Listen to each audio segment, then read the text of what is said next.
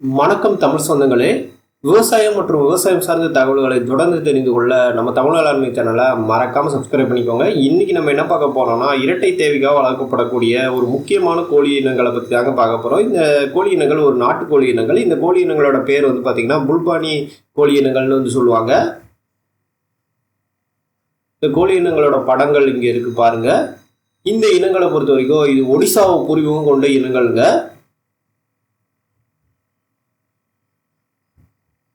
இந்தியாவில் அங்கீகரிக்கப்பட்ட கோழி இனங்களில் வந்து பார்த்திங்கன்னா மொத்தம் 20 இனங்கள் இருக்குது.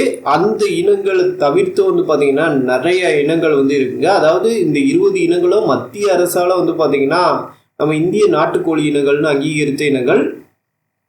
ஆனால் இது போக இந்த மத்திய அரசால் அங்கீகரிக்கப்படாத நிறையா வகையான இனங்கள் இருக்குது. எடுத்துக்காட்டாக வந்து பார்த்திங்கன்னா நம்ம தமிழகத்திலேயே சிறுவிடை கோழி இனங்கள் இது வரைக்கும் வந்து பார்த்திங்கன்னா அங்கீகரிக்கப்படாத இனங்களாக தாங்க இருக்குது.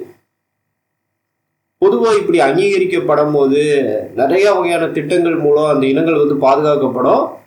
ஆனால் நம்ம மாநில அரசு வந்து பார்த்திங்கன்னா இந்த சிறுவிடை கோழி இனங்களை வந்து அங்கீகரிச்சிட்டாங்க. அதனால கொஞ்சம் பாதுகாக்கப்படுது. இதே போல் வந்து இருக்கக்கூடிய ஒரு இனம் தாங்க வந்து, அதாவது சிறுவிடை கோழி இனங்கள் எப்படி அங்கீகரிக்கப்படாத இனங்கள் மாதிரி இருக்குதோ அதே போல் வந்து பார்த்திங்கன்னா மத்திய அரசால் அங்கீகரிக்கப்படாத இது வரைக்கும் அங்கீகரிக்கப்படாத ஒரு முக்கியமான இனங்களாக இந்த புல்பானி கோழி இனங்களும் வந்து இருக்குங்க. இதை பற்றி நீங்களும் தெரிஞ்சுக்கோங்க. இந்த புல்பானி கோழி இனங்களோட சேவல் வந்து பார்த்தீங்கன்னா இங்கே இருக்குது பாருங்கள். கோழிகள் கீழே இருக்குங்க.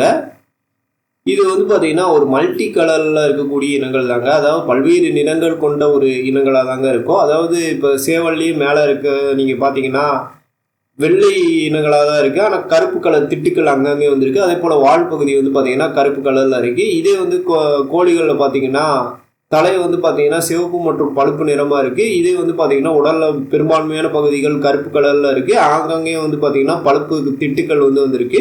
வால் பகுதியும் வந்து பார்த்தீங்கன்னா கருப்பு கலரில் தாங்க இருக்குது. இப்படி வந்து பார்த்தீங்கன்னா பல்வேறு நிறங்கள் கொண்ட ஒரு இனங்களாக வந்து பார்த்தீங்கன்னா இந்த புல்பானி கோழி இனங்கள் வந்து இருக்கோங்க. இது வந்து ஒற்றை கொண்டை அமைப்பை கொண்ட ஒரு கோழி இனங்கள்ங்க.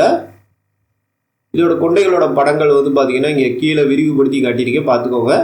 இதோட கால்கள் வந்து பார்த்தீங்கன்னா நடுத்தர உயர கால்களாக இருக்கும். மஞ்சள் நிறமாக வந்து இருக்கோங்க. இந்த இனங்களோட வெயிட் எந்த லெவலுக்கு வரும்னு பார்த்தோம்னா, சேவலோட வெயிட் அதிகபட்சம் 2.1 2.66 கிலோ வரைக்கும் வந்து பார்த்தீங்கன்னா வெயிட் வரக்கூடிய தன்மை கொண்டதுங்க. இதே கோழிகள்னு எடுத்துக்கிட்டிங்கன்னா 1.4 கிலோலேருந்து 1.75 கிலோ வரைக்கும் வந்து வரக்கூடிய தன்மை கொண்டதுங்க. அடுத்ததாக இதோட கோழிகள் எந்த லெவலுக்கு முட்டையிடும்னு கேட்டிங்கன்னா, ஒரு 153 நாட்கள்லேருந்து 170 நாளில் வந்து முட்டையிட ஆரம்பிக்கோங்க. வருஷத்துக்கு 40லேருந்து 65 முட்டைகள் வரைக்கும் தரும். முட்டைகள் எப்பயும் போல் நம்ம நாட்டுக்கோழி முட்டைகள் போல் பழுப்பு நிறமாக தாங்க இருக்கும். முட்டையோட வெயிட் வந்து பார்த்தீங்கன்னா 28லேருந்து 40 கிராம் வரைக்கும் வெயிட் வருவாங்க. முட்டைகளோட படங்கள் இங்கே இருக்கு, பார்த்துக்கோங்க. இந்த காணொலி உங்களுக்கு பிடித்திருந்தால் மறக்காமல் லைக் பண்ணுங்கள். இது போல் காணொலிகளை நீங்கள் தொடர்ந்து பார்க்க நம்ம தமிழ் வேளாண்மை சேனலை சப்ஸ்கிரைப் பண்ணிக்கோங்க. நன்றி.